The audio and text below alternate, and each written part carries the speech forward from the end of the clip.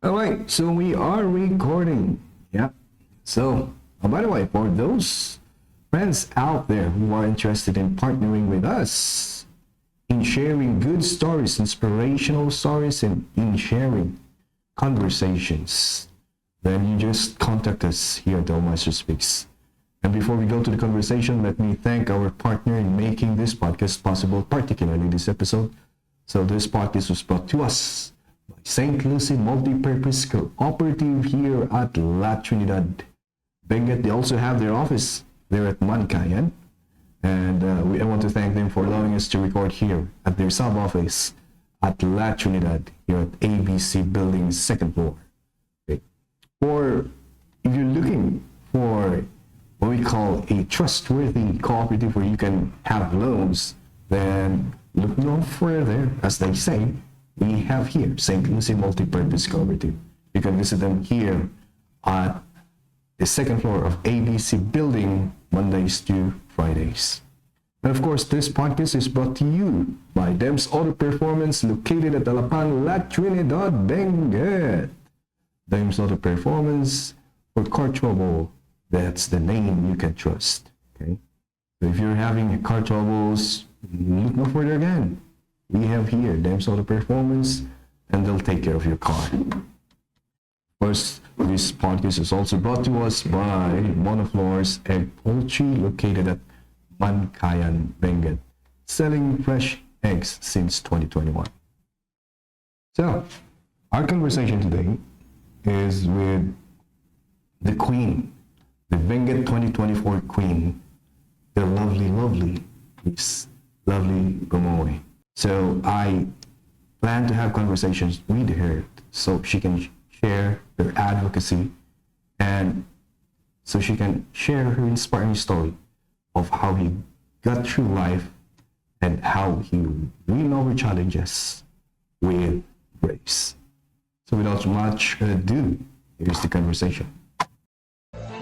El Maestro speaks. El Maestro Speaks El Maestro speaks. Podcast. And here we go. Thank you, ma. Thank you. Parang pwede pa kayo. So thank you so much, ma'am, for and by the way, for those who are listening with me pala, is introduce yourself. So I am Lovely Balanoy and I am 23 years old and I'm also the Miss Benguet 2024. Miss Benguet 2024. Ayan. So talagang inagahan kong nag-ayos ng audio. Hindi ko alam kung may ang kuhay nga muna dati curse sa mo tipat jay. Basta no babae ti guest ko. Paltos nga jay audio. Kaya pasensya na medyo inaano ko kung tinitingnan ko doon at dito kung maganda yung audio kasi this opportunity I wouldn't want to miss this one because the Queen is here. And taga ano simpo? Naga po ako jay Buguias, Benguet. Buguias, Benguet. So doon na rin tayo lumaki. Opo. Paano yung, can you tell me, doon na lang tayo doon agad sa doon sa pageant. I consider myself ignorant nga, hindi ka kasi. So, can you share us kung paano yung process ng ano yung process ng pagpili ng mga lalahok sa Miss Benguet pageant? Sa amin kasi, before we go to Mr. and Miss Benguet, our municipality does a yearly pageant. So meron ding Miss Buguias.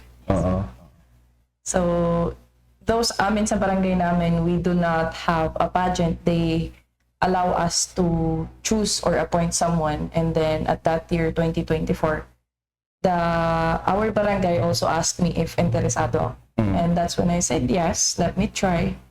And then doon ako na kilala as Miss Buguias. And then God also allowed me to become Miss Benguet. Miss Benguet. Parang so, yung nangyari sa'yo, parang voluntary ba?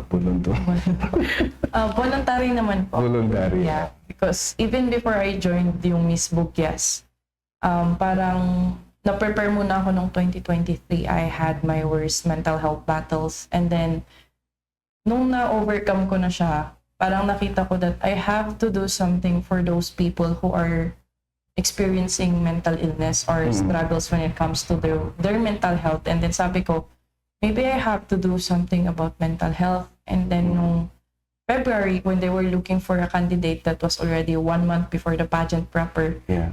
they asked me. Tapos sabi ko, parang meron yung guts sa feeling ko na you should go for this. This is a good platform if you want to speak about mental health. So the IT reason, that was the main heart or reason why I joined pageantry, because I was never interested about pageantry. I was Paramihan kayo sa mga Igorot na Opo. I was into sports kasi nga, ganun yung build ng katawan. sports. Anong sports natin? Taekwondo, basketball, and volleyball. Delikado. So, yun yung mga hobbies ko. So, no one would ever have any idea that I would be in pageantry sa future. How was the training? Meron bang parang training, because I've been watching yung mga, limbawa, di ba yung parang Miss Universe, yung ganito paglakad, meron bang ganun din? Yes po. When I joined Miss Buguias, meron kaming mga trainings like once a week. I go to Trinidad because my trainer is right there. We train for pasarela, and then may training din kami for Q&A. Also, tinitrain din yun. How do you train that Q&A? Because what I know is that the questions are not, parang wala kayong choices ng question. It was given right there and then. Yes. So, ano yung parang tinitingnan, or ano yung parang pinaghahandaan mo to yung para masagot mo yung questions? Siguro for me, isa sa mga skill that also allowed me to train easier is when I was in high school and even nung elementary days, I was into impromptu speech, debates. Yeah.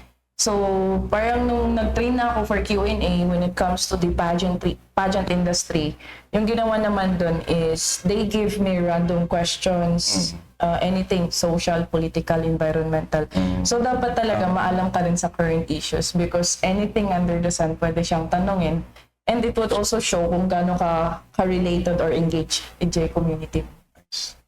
So, just for us na talagang baguhan sa pageantry is not just about looking how beautiful the woman is. It's also looking how loaded she is inside the brain, right? So, kasi karamihan sa ano, and I'm sorry, but it would come out. Is it okay if we can touch on that one, the mental health? Because the first one that we read there, and I saw this, I've been reading your post before, and I appreciate you because you fight back. And you don't mince word. Yeah. So I like that. That is what people who get bullied in social media should do. Instead of cowering, instead of nagmumukmuk tayo sa tabi, and then parang we're blaming ourselves for what people are saying against us in social media, what you did is you stood back. So, what was the initial reaction? You got the crown, right? You got your crown, and there's those negative comments. Can you just tell us how you managed to do that? I mean, how did you manage that? It already started when I won as Miss Buguias. That's where my post became viral. When I started posting. Actually, I did not intend that to float on social media, but after winning, there were a lot of criticism. Like, they cannot question my performance naman because from the other segments until the Q&A segment, Sorry naman. kuha naman. Sorry. But I don't know, siguro, why did they have to attack my physical appearance? And then, syempre, normally, a person would feel hurt at that time, and I was in Trinidad because I was doing my thesis. So my dad called me nung nakita na nila na nag-floop na yung video. I post. And then, he was asking how I felt, and sabi ko, honestly, nasaktan ako. But, ang ginawa ko, I took a break from social media for 1 day. And then, I was writing on my journal. Nung kasi sinabi ko parang, I was telling God how I felt. I was telling Him na nasaktan ako, ganito, ganyan. I have this temptation of saying a lot of words against that person then because I can also stop them. I can also see how they look like. Pero, parang there was part of me na, how can you beat the monster by becoming another monster? So, parang yung ginawa ko after recalibrating myself, kasi nga, parang yun yung na-practice ko when I was being counseled about my mental health a year before. So it was also beneficial when it comes to dealing with those circumstances na naranasan ko. So parang yung ginawa ko is sabi ko, I would just want to write something because I do not want other beauty queens going through things like this tapos tatahimik lang tayo. That is not the case should be, right? Dapat.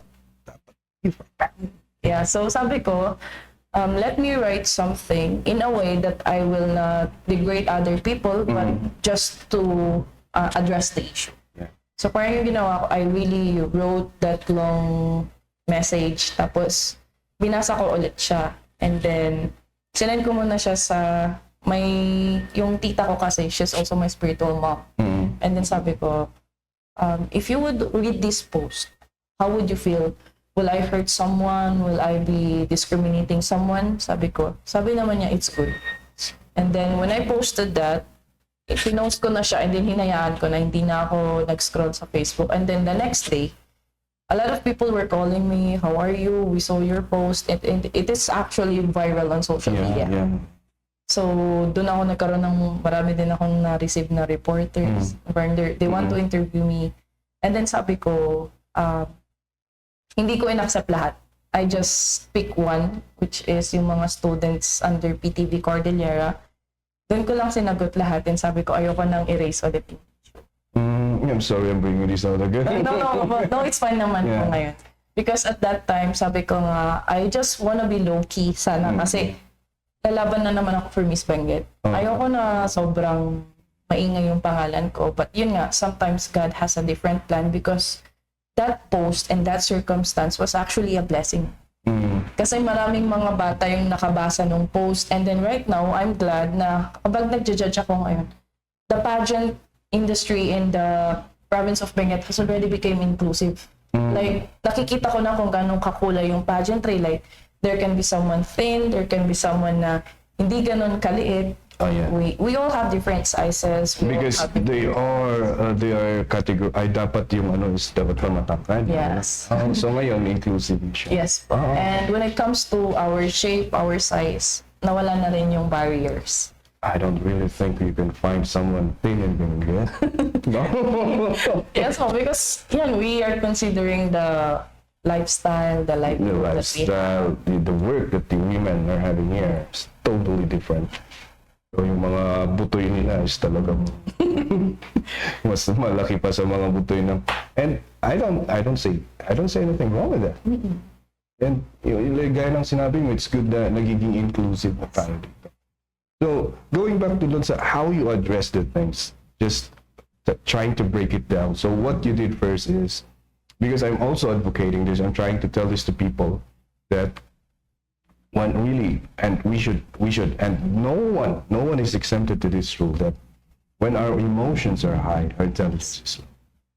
No one is exempted to it. Lahat tayo. So meron na tayong never say something when you're angry, never make decisions when you're so happy. Parang ganun ba? And what you did there is, the first thing you did, you didn't react immediately. And then, but you still have to bring out the pain. So you wrote it. You wrote it on a journal. That's why those students, mga estudyante ko, yun ang sinasabi kong kahalagaan ng journaling. You have to know how to bring out your feeling, and you have to bring it somewhere na healthy.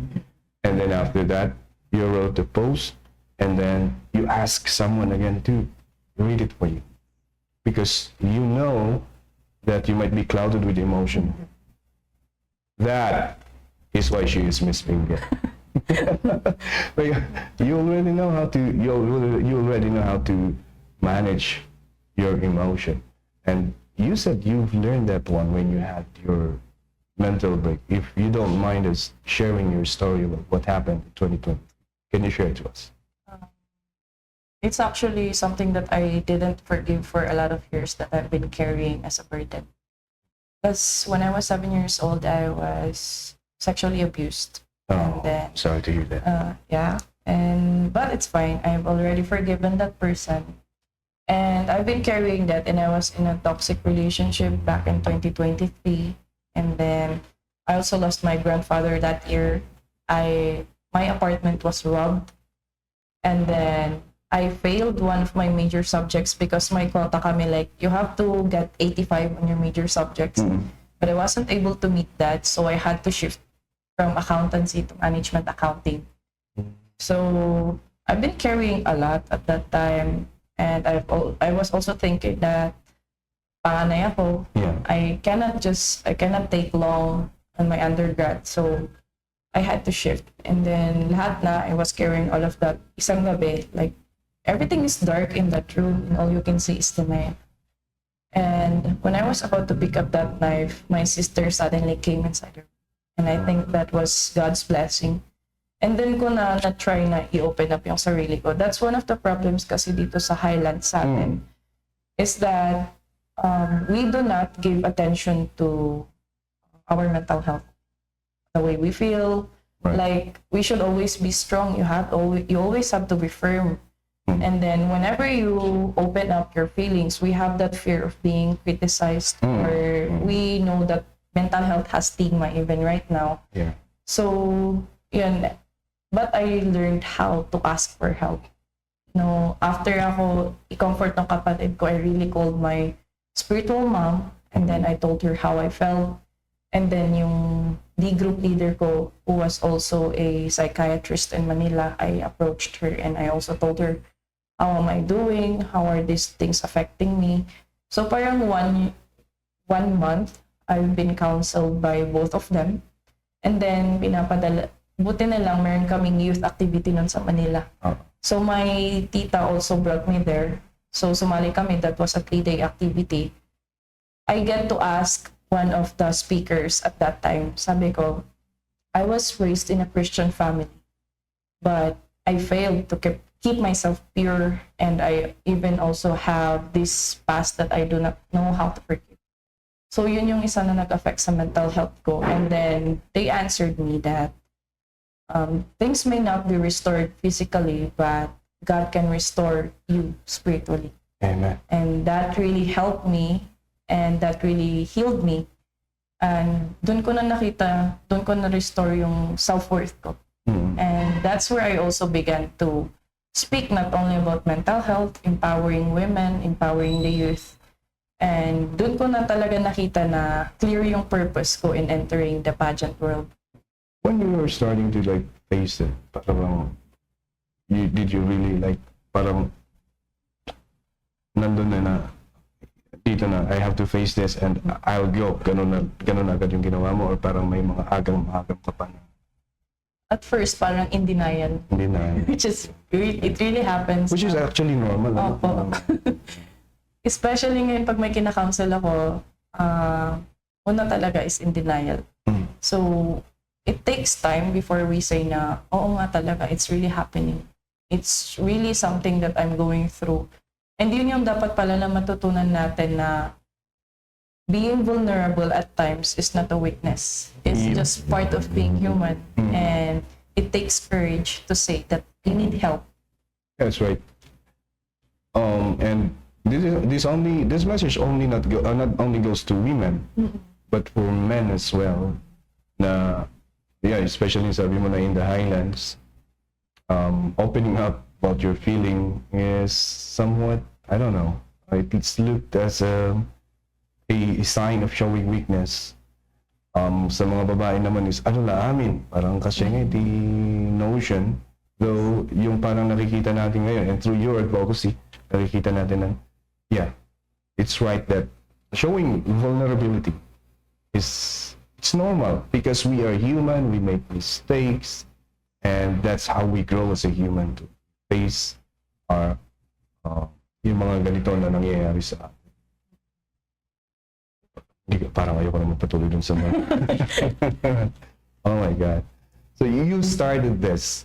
You won the Miss Buguias, and then ano yung mga preparation ninyo? Can you share yung preparations ninyo when you were starting for the Miss Benguet or the Benguet pageant 2020? Sabi ko nun, I wanna take the challenge after nag-viral yung post. I want to challenge the standard of beauty sa province ko. Yeah. But before that, yung ginawa ko, after winning, me and my partner, Mr. Benguet, we already organized our non-profit organization that is EcoMind. What was it? That is a non-government organization which focuses on raising mental health for everyone and then empowering the youth. Echo Mind. EcoMind. Oh. So parang echo, you voice out what's in your mind. Parang ganun po. So we used that. Parang gumagawa na kami ng outreach activities sa different schools in Buguias. And doon na namin nakita, we also do survey while doing those awareness activities na marami talagang nakaka-experience ng symptoms. And yung isang reason when I did my research nung pinresent ko siya sa Buguias is Benguet, isa sa tayong pinakamataas ang suicide rate. Yep. Yan. And I don't know if you remember or if you heard what happened to Lipanto National High School. Yes. Yeah, I was there actually. I was actually working in the area during that time. So, I personally know one of the kid because workmate ko yung parent. So, yeah. So that is yung natuklasan niyo through your EcoMind. Yes po. So parang sa akin, it's more than the pasarela training or Q&A training. It's more of the preparation of your emotions and your mental health talaga before we went for the official training. Because we only had 1 month nung magpe-prepare na kami for Mr. and Miss Benguet. 1 month yung ginugol namin for the pasarela and the Q&A training. Also our talent and other segments of the pageant. But the previous months, ang preparation talaga namin is engaging with the community. Doon namin tinignan throughout those outreach activities. Because at that time, walang pondo yun. It was really out of our own pocket, or kapag may nakakasama kaming private sponsors, we are able to do those activities and with the partnership sa mga school. So yun yung sinishare ko lagi na I think one of the most important thing that you prepare before you go for the pageant is your purpose. Because Again, can you say that again? The first thing you need to prepare is your purpose. Because most of the time we miss out. Like, nakafocus tayo, I have to prepare my body, I have to prepare my face, I have to prepare my wardrobe. But are you mentally and emotionally prepared? Is your purpose really clear sa'yo? Because along the journey, marami kang pagdadaanan, maraming doubts. There will be, even people will tell you directly that you do not belong here. You do not pass the standard of being in the pageantry. Pero if you have that purpose within you and you carry that genuinely, nothing or no word can ever break you or stop you from being there. Yes. Right. And after winning with Miss Benguet, for sure, negative comments came in like quadruple or like a lot. Like it got more than what you received when you became Miss Buguias. How do you manage it? I would always go back sa gospel, actually. Other than journaling. So parang after winning Miss Benguet, sabi na nila agad sa akin, kinuha ng mentor ko yung phone ko. Huwag ka muna magbasa sa social media. Yan yung ginawa. Yeah. Because my trainer is also, yung trainer ko sa Q&A is also my mentor, one of my mentors. So ang ginawa niya, sabi niya, can I borrow your phone for a while? Nag-scroll siya. Tapos, daming greetings, but there were also a lot of negative comments. For sure. And then, sabi nila, huwag ka muna mag-social media. Tapos sabi ko nun, nung sinabi na nila, huwag na muna ako mag-social media, I knew at that time that it's also, again, happening. Ang ginawa ko naman that time, 2 days naman na ako hindi muna nag-social media. Sure. I was just at home, I was just doing my journal, I was doing my quiet time. I was just reading the Bible on how to keep me firm. Because dami rin mga tumatawag na different people to interview me. And sabi ko, wait lang po muna. Let me recalibrate myself. Let me stabilize myself. Because I know I know that most of the time, hindi natin maiwasan sa mga interview that people will ask about this. Yes. Naintriga kami dito ng issue. So, I did not want to be highly emotional during the interview because I might hurt someone or I might say something that I would regret. Sabi ko, give me 2 days po. I want to make sure that I have the serenity within me bago ako sasagot ng mga tanong. So yun, as usual. Pero ginawa ko that time 2 days talaga na, as in, I turned off my social media. Number ko lang talaga yung active and yung parents ko lang yung nakaka-contact sa akin. So I like what you said, yung word na recalibrate. Because it reminded me of something I saw when I was in college. Mayroon yata, I don't know if it's here in Benguet or dun sa other places. They were trapped in the mines for like days yata. And then nung nahanap sila, paglabas nila dun sa may tunnel, nakaganyan na yung mic. So ano bang nararamdaman mo?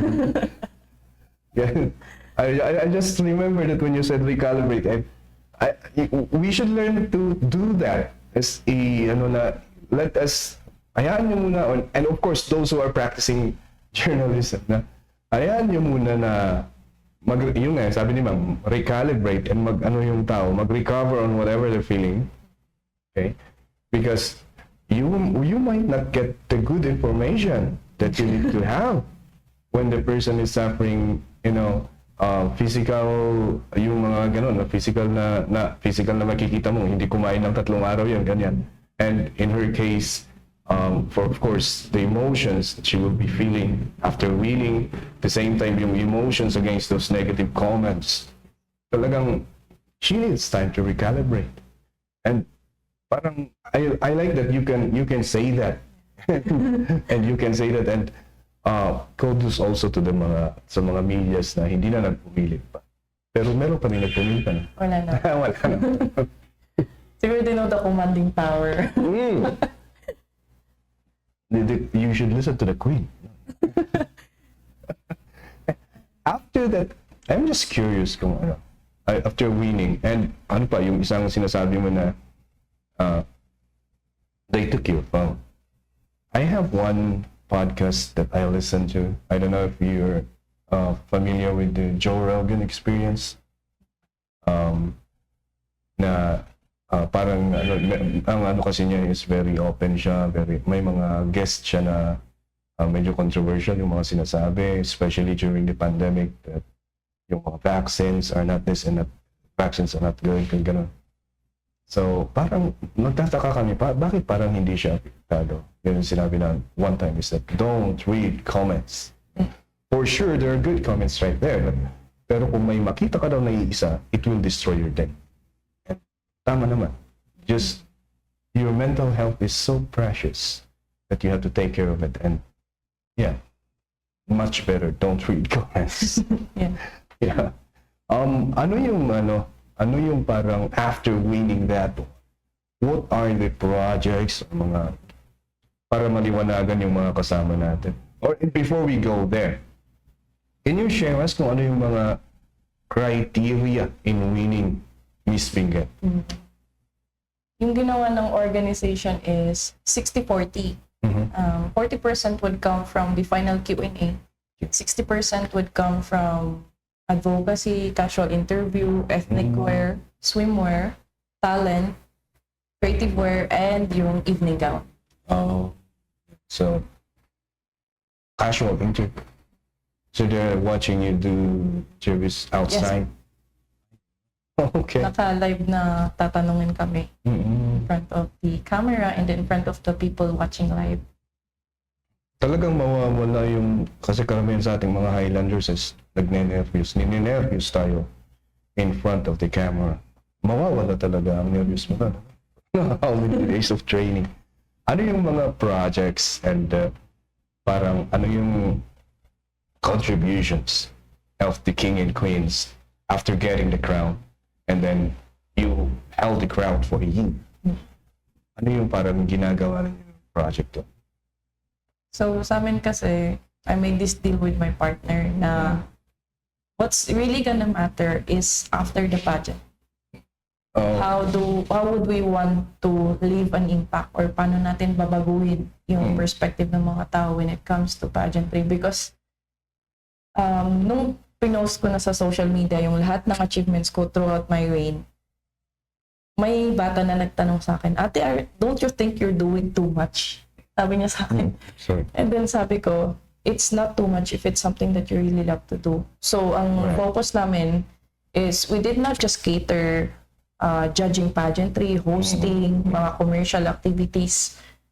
Kung titignan mo yung journal ko, mas dominant yung advocacy activities. And it was really a blessing because ang daming mga LGU and even private organizations who invited me to speak or join them doing outreach activities to speak about safe spaces for the LGBTQIA+ community, for mental health, youth and women empowerment, speaking about how to lead, communication skills, public speaking skills.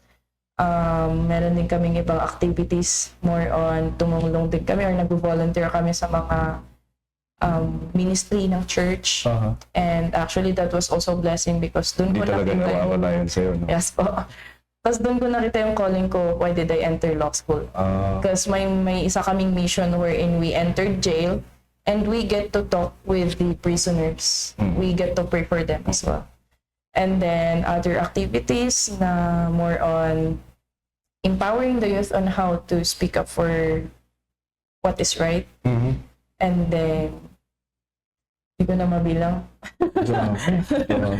So yun po, I'm just really surprised, like, ang dami-daming school or different people would suddenly ask me to speak about this and that. And sabi ko, oh, I was not speaking about this, but I've experienced things like this. Yeah. So parang sharing of experience na rin. Wow. Walang... I'm so sorry. Walang parang... What benefits or what incentives do you get from the province during the time you're holding the crown?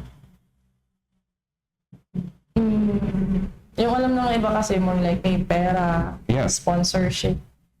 Yes, we really have that. But yung pinaka-blessing siguro for me is the impact sa mga bata.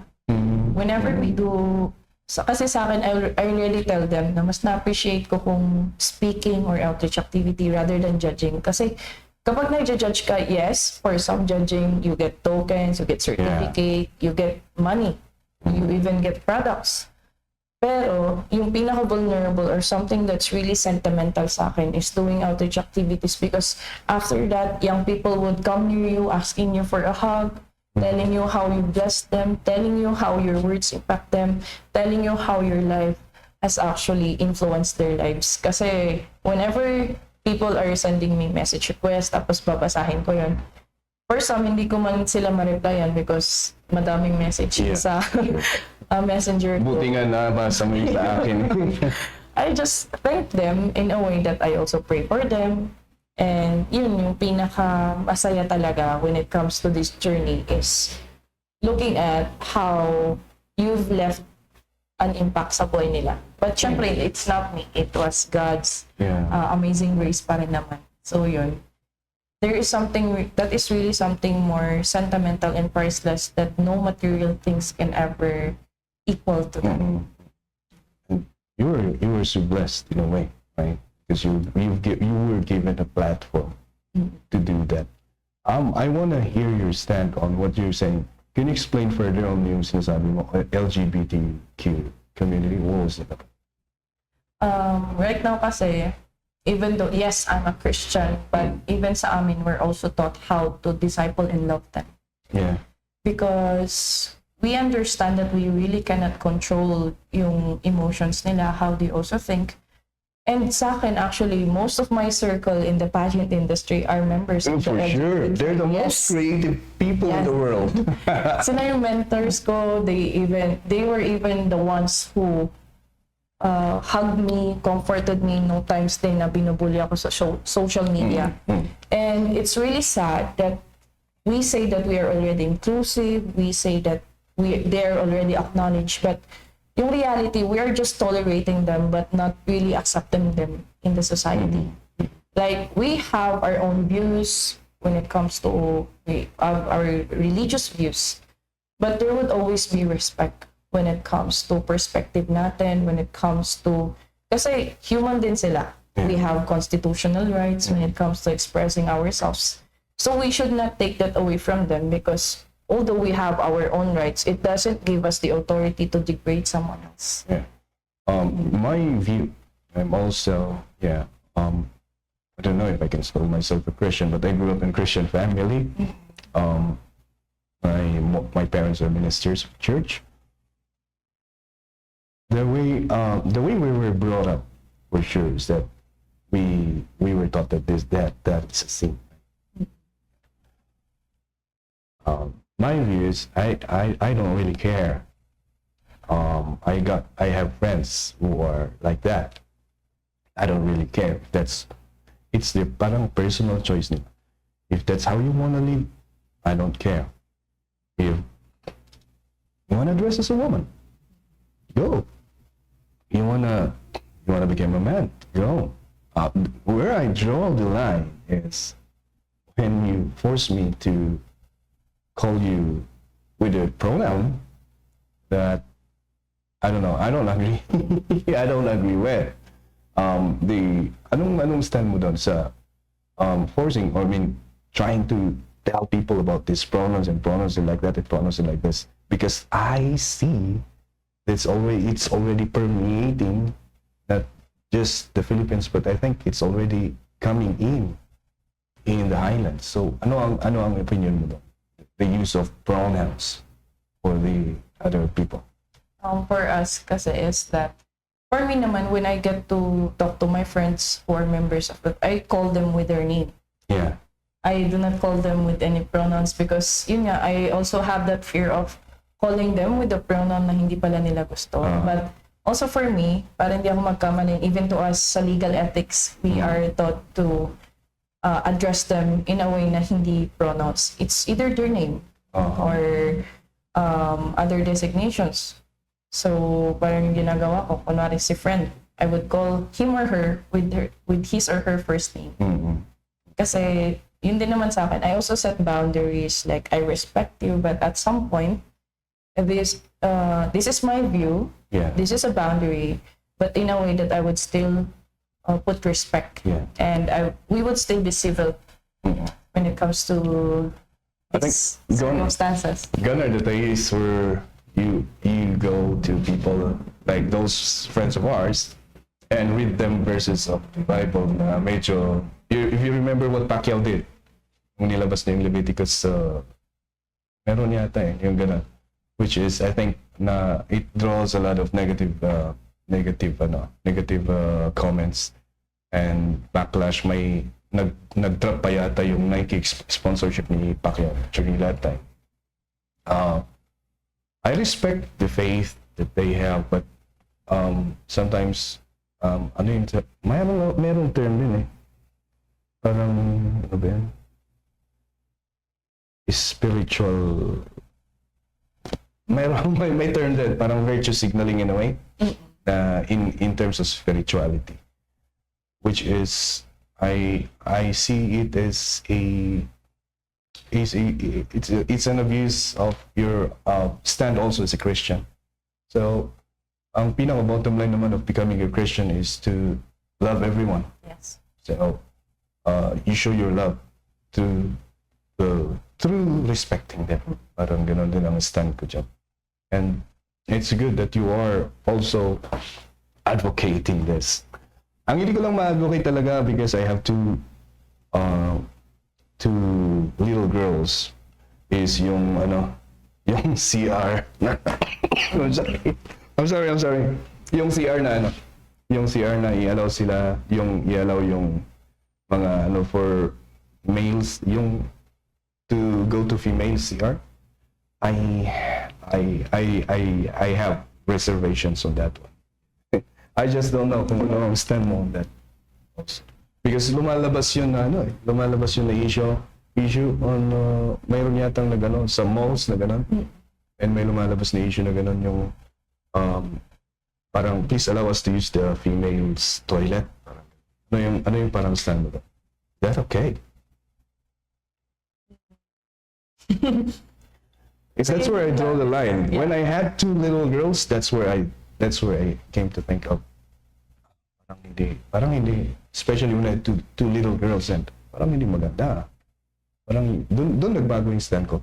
But then nung wala pa akong mga anak, parang okay lang.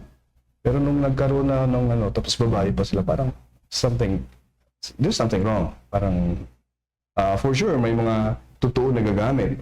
How about those who are pretending? Parang yun yung nagano sa utak ko. Nasagot din kasi ni Catriona noon. He was also asked, what's your insight about opening na lang a third bathroom? I would go with that. Yeah. Which is, for me, parang better yung third bathroom, not in a way that we do not accept them, but to provide safe spaces for everyone. Because I understand din, kasi kung kunwari, sinabi natin na mandatorily kung ano yung sexual orientation mo, or if you are born as a man, you should go to the male CR, pero paano kung pagpasok nila doon, makikriticize sila? Yep. Or paano kung pagpasok nila doon, it would also make someone else uncomfortable. So, parang for me, it is safer in a way, yung third bathroom or third CR at some point to provide safe spaces for everyone. Because we want to be inclusive, but we also want to set boundaries for everyone. Just to close this topic, ano yung parang bottom or common denominator when we say gender inclusivity or yung God? Ano yung parang common denominator that we have to remember as a human being? Respect. And boundaries. Yan ang parang yun lang naman. Instead of focusing on parang things that really doesn't matter, like pronouns, respect na lang. Kasi if we have respect, hindi na natin kailangang pagdebatehan pa yung concerns na ganito. If you already have respect, you know already the boundary for other people. Yeah. Kung nire-respeto mo yung tao na to, you wouldn't do something or you do not have to complain about something because alam mo na that it would degrade his or her feelings or yung rights nila as a person or as a human being. Yeah, it is an issue na medyo, I think it's becoming all too common. Pero yung sabi ko nga is, I don't really care. Pero nung meron din mga overlaps kasi in your own life na parang hindi maganda, mga ganon, and then you have to reflect. But then bottom line nga, tama yung sinabi mo, respect them. You sabi mo nag-ano kayo sa mga schools entire Benguet. Ano yung mga parang nakikita natin na mga challenges ng mga mag-aaral dito sa atin na it needs to be addressed as early as possible? Yung referral system when it comes to kung kunwari may nakita tayong critical yung stage ng mental health nila, we lack referral system. Like, we do awareness. Pero paano pag nalaman ko na may number of students who have critical or they already have the symptoms, but wala tayong pinakamalapit na takbuhan or that we do not know much kung saan tayo hihingi ng tulong. And actually sa akin, ngayon ko lang nalaman that Benguet already has the Provincial Health Office who has already the mental health unit. This year ko lang din siya nalaman. Ngayon ko lang din nalaman. So, paano na yung ibang tao who needs help? Because minsan, one of the stigma, other than yung stigma natin na parang it's a weakness, wala silang pera to afford the sessions, to afford the medicine. But meron pala tayong mental health unit who could also help make it affordable and accessible to everyone. Just to define ko ano yung parang so pag sinabi nating mental health crisis, ano yung parang nakikita natin doon or ano yung parang para maging concrete na lang yung example. Ano yung parang common na nakita natin nung naglibot tayo sa mga schools na issues on the mental health of the students? nag-start kasi yun in a way na hindi nila alam kung paano mag-open up sa family. Hindi nila feel na safe sila sa family. And kapag nararanasan nila yung bullying sa school or they have these social pressures o nakikita nila sa social media, they do not know how to cope up with that kasi hindi nila ma-open up sa family. And that's where they resort to having vices. And that is something that we do not want to happen. And nagre-resort din sila sa wrong circle, wrong people who would also lead them to somewhere worse than vices. Kaya yun yung problem. Is that one reason, Ata? Is it that one reason? Because I don't know if it's still the case now. I think 2016, is that one reason, Ata, for the early pregnancy? Yes.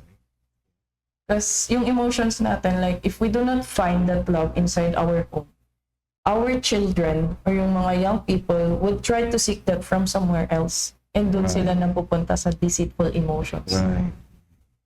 Kaya it's best talaga that the family would be the foundation of the love so that they would not value or measure your self-worth on social media or outside ng bahay. What was the, if I saw this because I saw this before. This a child suffers from a mental health crisis if they start to like do things on the wrist. Possible symptoms. Because yung iba naman, there's this one case before na meron talaga yung bata, she's doing that. But yung ginawa na, yung diagnosis ng psychiatrist is that she's not attempting. She's just seeking for attention. And referral, tama. Because we've seen a lot, but we just don't know. Right. Kasi, Sino ang hahanapin natin expert? Tama. kasi yung what makes mental health really distinct sa physical health natin, wala siyang symptoms. Yeah. We do not see the symptoms physically, unlike hindi naman siya pwedeng lalabas, like nakasulat sa noo ko na my mental health is really critical. Unlike kung may fever yung isang tao, you can measure their temperature. Yeah. If someone is ill, makikita natin sa physical body nila. But unlike mental illness, possible that someone who's laughing right now would actually be attempting later on. Someone might be actually, yun pa, yung kinakagulat ko that when they were in the elementary, actually very, very studious, siya very good, but she's so quiet. And then nung nag-high school na, I heard she was doing that. So parang, ano nangyari? Because she's intelligent. And even yung parent medyo maano kasi, hindi ko nga alam kung ano kasi hindi naman napapadalitan, maayos naman yung pero bakit nagkagano. So we still don't know. And yeah, going back to what you said a while ago, yung referral talaga. So if you're given a chance to become the governor for a year, what are you gonna do? Siyempre, I would go, kasi actually natanong yan sa akin noon when I was attempting to screen for Miss College of Accountancy. Oh. Yung tanong sa akin ni attorney that time, if you will be the mayor of Baguio City, how will you address these suicide issues circulating in the city? Sabi niya. And yun, parang natanong ulit sa akin. Siyempre, I would really go on more on programs, not only for awareness, but building the referral system and offices na pwede natin takbuhan and putting those referral system per municipality para mas maging malapit siya sa mga tao and then building or training mentors inside the school. Right.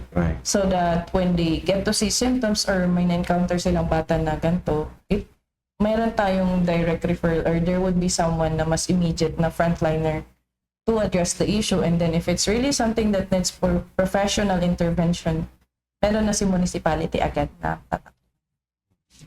Parang yun kasi yung parang kasi hindi natin alam kung paano i-address. May mga ibang tao na magsasabi, papapansin lang later. And we're just there, right? nagpapapansin siya ubing because they actually need help. And yun nga lang. As a parent na lang, ano yung parang may advice mo sa parents of children suffering yung mga ganitong bagay? I already said this sa mga senior citizen. Kasi actually, isa sila sa mga naging participants ko before. They were asking paano nga ba namin kakausapin? It takes Well, patience. because, parang makakain nga dati may baga mamali na mga karkaro. It takes patience. But, pag nakikita natin yung nag-isolate na sila, why don't we try to encourage them to go out, kamustahan? Yun nga yung isa kasi na practice natin. Dapat yung at least may meal sa isang araw that we get to talk as a family and off ang gadget kapag nasa table kayo. And that is really important, which is what we also practice sa bahay. Dad would always make sure na may meal talaga na sabay-sabay kami kakain to ask, how was your day? How are you doing? Because those are simple questions but actually difficult to answer. And kapag nakita natin na may symptoms, like parang neglecting na sila, why don't you try to invite them na parang in a way na hindi din sila ma-offend? Would you like to talk with this person, pero that person is actually a professional? Try lang natin sila encourage, but let us also assure them that we love them, we are there for them, and we are there with them to journey yung process nila. Right. Let's go to your... I'm so sorry. Let's go to your, anong year ka na ngayon sa JD? First year. First year. Why? Napahapyawan mo kanina, but I want to hear the details of... Like what I mentioned is that I am a victim of abuse. Yeah. Noong una sabi ko, I want to become a lawyer because ganito yung ginawa sa akin before. That was really my perspective when I was young and even before I entered. So this was your dream college. even when you were young? Yes. Oh, I see. And sabi ko noon, before I entered accountancy, kasi yun nga, sabi na it's one of the best pre-law preparation course. Ay, hindi ba posay? Same din naman. Pero ang Hindi, pag benefit kasi magpupolitisyan, siguro posay, ano? Oo, pero yung benefit kasi when it comes to accountancy, andun din yung mahirap na law subjects. Obligations and contracts. Yeah. Taxation. Taxation. And it's not that you're praying that I would not pass, but while waiting actually, mas marketable sa market kasi ang accounting. Mas versatile siya. So, yun din naman yung kinonsider sa akin. Kasi yung tita ko is also a lawyer. So, yun yung parang, dun niya parang sinabi sa akin, kasi polsay siya. Polsay yung kinuha niya noon, but she also saw kasi na mas beneficial ang accounting. And she knows that I love numbers. Kaya, yun din naman. So, yun. At first, it was out of revenge. And then, sabi ko, ngayon, last year when I graduated, and then nanalo akong Miss Benguet, sabi ko, God, I would like to grab this 1 year to really find the purpose of entering law school in a way that there would be peace in my heart. Yeah. And then ayun, when we were doing our outreach activities, na may mga people pala, may mga bata na hindi nila alam na napaviolate yung rights nila. Or they know, but takot sila, hindi nila alam kung kanino tatakbo. Or they do not know the procedure. Or yun nga, na ay right ko pala yun na na-violate. Hindi nila alam. So this year, God already made it clear for me, the reason of entering law school is to bless other people with my calling. And to have that calling na by His leading, it's not out of my emotions. It's not about to revenge because of what I experienced. But it's something na gusto mo talaga gawin because not only that it is one of your skills, but it is a way that you can bless other people. What are the challenges now? When you're starting, what are the challenges yung parang nakikita mong challenges ng attending law school? Time management. Because I just ended my reign this November, This November, 26. Yes po. And And congratulations to the winner, by the way. ang nangyari is, so beginning August until November, I was juggling my advocacy, my work, and then yung pag-study. And sabi ko nun, it was actually my question this Sunday na sabi ko, am I finally ending my advocacy? Tapos na siguro yung trabaho ko because someone is already winning. Sa kanila na yung responsibility.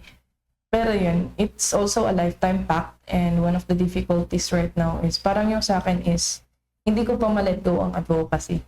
I'm still, pag may nag-invite, okay, go. Yeah. Pupunta ako instead of reading. So, pero at least nasusurvive ko pa rin naman palapit ng final exam. So, yung challenge talaga when it comes to law school is when your heart is still divided. Like, you love this, but you also love this. And minsan, you have to let go of the other one to focus. So, ngayon, I'm learning na I think it's time, maybe yung ministry ko right now is also in school. Yeah. Muna. Yes. For the meantime, because if you gotta let go of some things Yes. to achieve a better one. Parang ganun. And actually, that's the rule of life, though. If you want to achieve something, you gotta let go of something, weigh in the consequences. You can always go back to that. And yung mark that you made in raising awareness about mental health has done something already. Yun na yung yung kailangan na, and actually, kailangan na madagdagan pa sana. And comes the time na ikaw ay full-fledged lawyer na, then you can always come back to that. And yeah, manifesting ako na. Uso ngayon yun, manifesting. Ano yung for those who are trying or maybe dreaming to become the Miss Benguet or Miss municipality nila, ano yung parang advice mo sa kanila? Carry the 4 P's. 4 P's. My 4 P's kasi first is purpose. It's best if may purpose ka of entering not only for yourself, but also in a way that you would use that platform in a good way, because God will really bless you if you have the right purpose. Secondly, preparation. If mag-prepare ka, give your best as if you are already performing. Because the way you prepare would always be the way you would also, yung ganun din lalabas na score. And then, it's always best to prepare your heart, prepare yourself more than before the pasarela and the Q&A. And then, performance, lagi give your best but also enjoy. Para wala kang regret kahit ano yung mangyari, ano yung result. Yeah. You know that you give your best. And that would give you peace. And lastly, prayer. At the end of the day, it's not our own will, but it is God who will sustain. 4 P's, ladies and gentlemen. Do you think after doing those things, that you might be getting into leadership roles in the province of Benguet? Say, for example, try kang tunga counselor, board member. Do you see that in your future? Politics. Siguro other way of being a leader. But not politics. Why? Siguro for me, politics is not something that I envision, or I know naman that I can still do something without becoming a politician. Yeah, right. And yun, parang sa akin, what I did even before I became Miss Benguet is already a proof that mayroon kang kayang gawin, with or without a title, or with or without the position. Let's go to lighter moments and lighter questions. Tani, medyo mawala na English yan. Ano, bakit taekwondo and box? Ano yun, basketball? You play? Why? I don't know. Maybe my dad has been into both basketball and martial arts. Martial arts. Noon, during his high school years. Sa akin din noon, parang I'm just fond of sports. I just like extracurricular activities, and then through sports kasi, not only that you are toning your body, not only that you get to go to competitions, doon mo nahuhon yung discipline. Tama. Kasi noon sa taekwondo, may kilo din kami na binabantayan. You have trainings that you have to maintain. And that's also where I get to meet a lot of people na nag-influence sa akin that I was also able to bless. Kaya, Discipline. and yun po, sabi nila kasi pag narinig nila yung taekwondo, you go to for taekwondo para self-defense. It's But not, actually more on discipline. Kasi kung may discipline ka, why would you even need self-defense? Self-defense. And lastly kasi, basketball was one of the reasons kung bakit ako nagkaroon ng scholarship during my undergrad. Kasi nakasali kami sa varsity and sa cheer dance team. Cheer dance. Yeah, sports. Oh, for the kids who are listening, yeah, that's where sports come in handy. If you're so good at your sports, may mga universities natin saan sa inyo? UC po. UC, yes. UC and UV, I think, they offer scholarships for athletes performing well sa kanilang mga different sports. And most especially, dito sa atin sa Highlands, kaya ni Ma'am, taekwondo player. Combatives. We're so fond of combatives. Ang sabi ko, lagi kong sinasabi noon, ang palatandaan mo sa isang Igorot, lalo na paglalaki, Igorot yan. For sure, sigurado marunong tumugtog yan ng gitara or any other instruments at kumanta ng country. Pangalawa, it's either nag-bodybuilding yan or it's either martial arts training.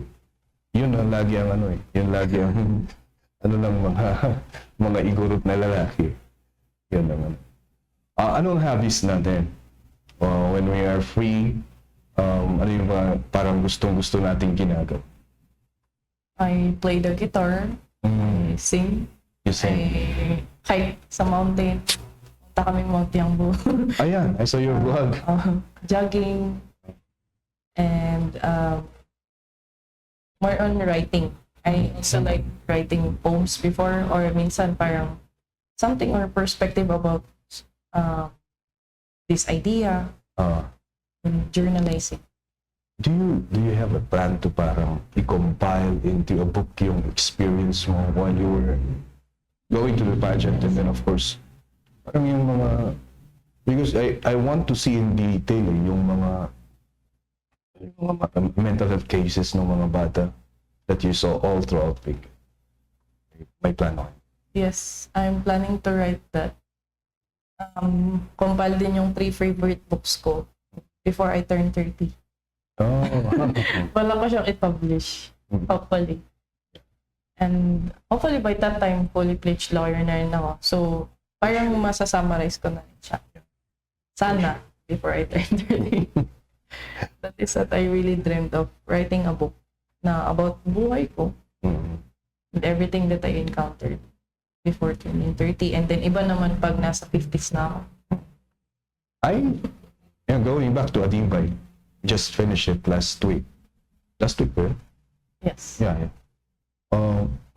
May lumabas na post about dun sa what to what. Yeah, can you just share me your perspective on that? But before that, I'll just give mine.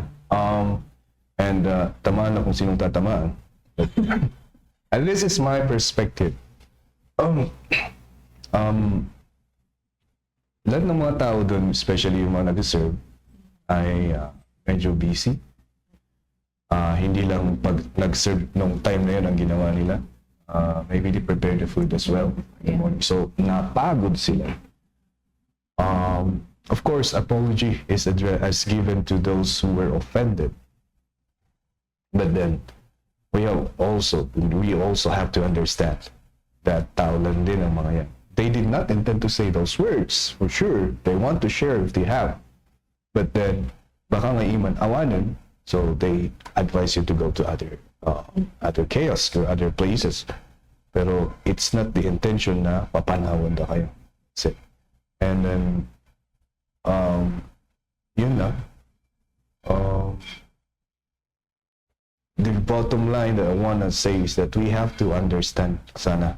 We have to understand. We correct or we criticize what happened that's wrong, or the wrong thing that happened, but we have to understand that people doing their jobs there, mapapagod din yung mga yan.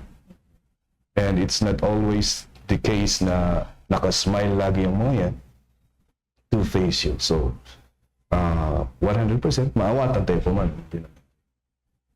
With regards to that thing, yung pinasardong na kano, jay ganggang sa, o tikaling dance. I don't know how true is that, so I won't address it, but then I would say, Adivay is pag-uunungan tayo, sharing of cultures and traditions and pagraglagsaka. That should be the spirit that will prevail all throughout. Yun lang. So, how about you? There's always two sides of the coin kasi. Right. And it's difficult to discern and it's difficult to say something if hindi ko pa alam yung side ng organization, side of the people. But yun, let us always be considerate. Kaya pa nasabi niyo kanina is those people woke up at dawn. Yep. Pagod na pagod sila. So we should also be considerate. And kung meron naman, we know that we Benguet no adda itod tayo. We share, we give. Makanday ta. Well, lalo na sa pagkain, we are generous when it comes to foods. And yun nga, na maybe wala talagang naiwan. So, they really referred you. So, that is also a better way na i-refer na lang sa iba. Because yun ngayon, they also said doon naman sa post na this is a divide. We share. Yeah. Well, the real meaning of what is you give kung meron. Yeah. You give for being, you share something. So, that is actually, it's better na sinabi na lang nila that you can also pila in this area. Kasi wala na nga talaga. Yeah. And baka nakita nila na meron doon sa municipality na yun. So, that's also part of sharing. That also shows na walang division. Yeah. That we are one. But sadly, kung wala yung isa, magpo-provide yung kabila. And that's where we see a divide. Yep. And when it comes to the issue kasi dun about sa nagpo-perform, I do not know the full story, so I can't say something. But siguro for me, if it's about the culture, I do not know kung may barrier ba tayo. Like, syempre, this is a divide, this is the Benguet. So, dapat expected sana na Benguet yung performance. Kasi sa amin nga, pag sa pageantry, sobrang strict sila sa damit namin. They do not want any accessory, anything that's mixed up. Kaya talagang bare kami na nagpe-present ng when it comes to the cultural wear. Kasi nga strict sila. Even our casual wear, kapag may nakita silang tela na hindi Benguet, sisitahin kami agad. Because this is a celebration of Benguet. Yeah. It's not that we're setting boundaries against other, but respect of the current event. Kung Cordillera, we can do it. Kung Cordillera yung event, we can do na parang it's open to everyone. But this is a celebration of Benguet. Foundation siya ng Benguet. Kaya respect. We appreciate that you want to perform other cultural dances, but we should also respect kung ano yung current event. Let us be consistent and considerate of ano ba yung celebrate at that day, at that time, and at that place. Do you think people now are medyo sensitive? Because parang umiingay ba tayo ngayon? Benguet people are parang napakadali na lang ba na Yun kasi, one of the problem is we abuse freedom of speech sa social media. And most people, they have that courage to post kasi pwede silang mag-anonymous. Yeah. They can even hide sa dummy accounts. Kaya yun din, meron tayong mga cybercrimes like bullying on social media because meron tayong platform but we abuse the benefits. Nagiging disadvantage na niya yun kapag na-overlap natin or that we abuse yung resources that we are having. Yeah. Kaya, yun din, one of the things siguro that we should set boundaries about, and we should raise awareness and make people literate on how we use social media. Kasi, not because you're given the freedom of speech, pwede mo sabihin lahat ng gusto mo, and always measure kasi, I have this measure na, if it's not gonna matter within 5 years, why do you have to fight about it? Why do you have to waste energy about it? Bakit tayo magsasayang ng laway about it? Yeah. So, life is too short. Do not make it shorter by pinapasakit natin yung ulo natin sa mga bagay na pwede namang isettle in a better way, healthier way. The funny thing, kaya natatawa ako minsan because nag-post, tak. And then later on, makikita mo public apology to like this and like that. Yung sinasabi ko, when your emotions are high, intelligence is low. And yung nga sinasabi, I like the word na sinabi ni Madam kanina, recalibrate. Find time to recalibrate so you can find a better word for the things that you want to say. Because sometimes the way you deliver the message also matters. Kasi kung tama, may mensahe ka, pero the way you presented it is parang nandun siya sa toilet bowl, then the message won't matter anymore. Where do you want, or what's your ambition na pupuntahan sana, or what, parang na-visualize mo na pupuntahan sana ng Benguet? Parang wish mo na puntahan ng Benguet in the future. Parang directions.